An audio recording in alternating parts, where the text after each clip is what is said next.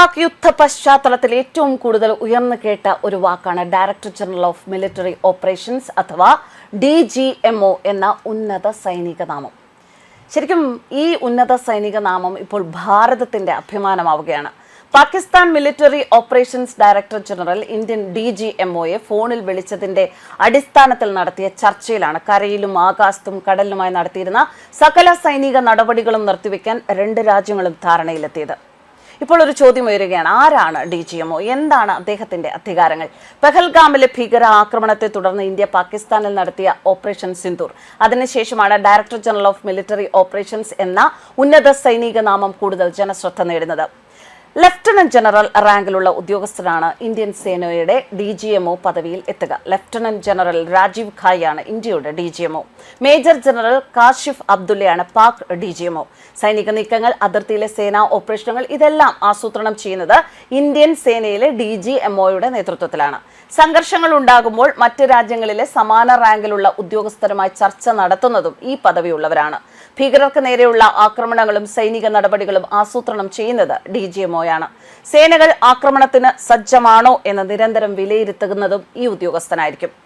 സൈന്യത്തിലെ എല്ലാ വിഭാഗങ്ങളെയും കര, നാവിക, വ്യോമ സേനകളെയും ഈ ഉദ്യോഗസ്ഥൻ ഏകോപിപ്പിക്കും.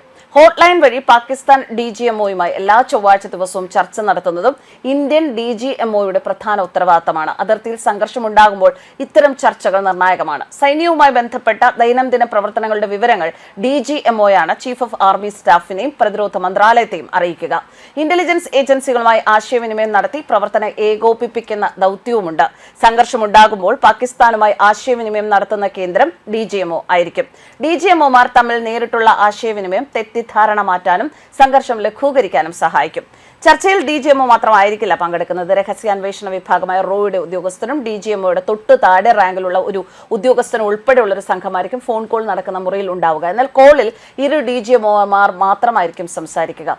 സൈനിക മേധാവിമാരോ മറ്റ് ഉന്നത ഉദ്യോഗസ്ഥരോ ഈ കോളിൽ പങ്കെടുക്കില്ല. രാജ്യത്തിനകത്തും അതിർത്തികളിലുമുള്ള സൈനിക നടപടികളുടെ മേൽനോട്ട ചുമതലയുള്ള കരസേനയിലെ മുതിർന്ന ഓഫീസറാണ് DGMO. നേരത്തെ പറഞ്ഞു, ലഫ്റ്റനന്റ് ജനറൽ രാജീവ് ഖായാണ് ഇന്ത്യയുടെ ഇപ്പോഴത്തെ DGMO. മേജർ ജനറൽ കാശിഫ് അബ്ദുള്ളയാണ് പാകിസ്ഥാന്റെ DGMO.